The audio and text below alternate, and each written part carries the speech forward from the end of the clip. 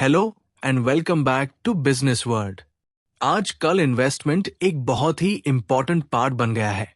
तो अब एक एक करके हम जानेंगे इन्वेस्टमेंट करने के अलग अलग तरीके।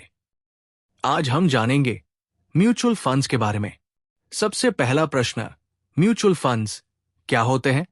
एक म्यूचुअल फंड कई सारे स्टॉक्स, बॉन्ड्स और कई प्रकार की फाइनेंशियल सिक्योरिटीज को मिलाकर बनता है, जिनको आप द्वारा निवेश करे हुए पैसों को इकट्ठा करके खरीदा जाता है।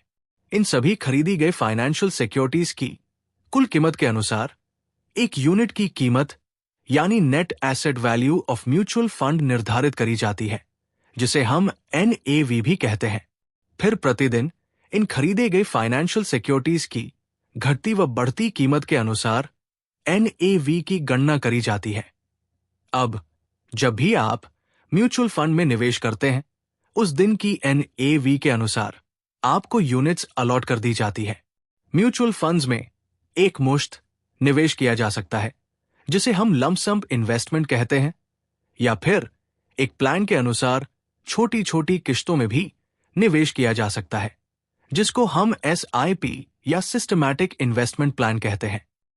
अब आप इन म्यूचुअल फंड्स की यूनिट्स को बढ़ी हुई NAV पर बेचकर मुनाफा कमा सकते हैं, जिसे हम कैपिटल अप्रिसिएशन कहते हैं, या फिर इनको बनाए रखते हुए इनसे लगातार लाभांश के तौर पर नियमित आय भी पा सकते हैं, जिन्हें हम डिविडेंड पेमेंट्स कहते हैं।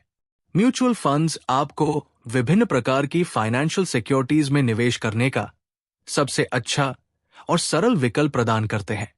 और क्योंकि म्यूचुअल फंड्स कई सारी व विभिन्न प्रकार की फाइनेंशियल सिक्योरिटीज में निवेश करते हैं और साथ ही साथ एक योग्य फंड मैनेजर इनका सशक्त रूप से संचालन करता है, म्यूचुअल फंड्स में किए हुए निवेश में नुकसान होने की संभावना और भी कम हो जाती है।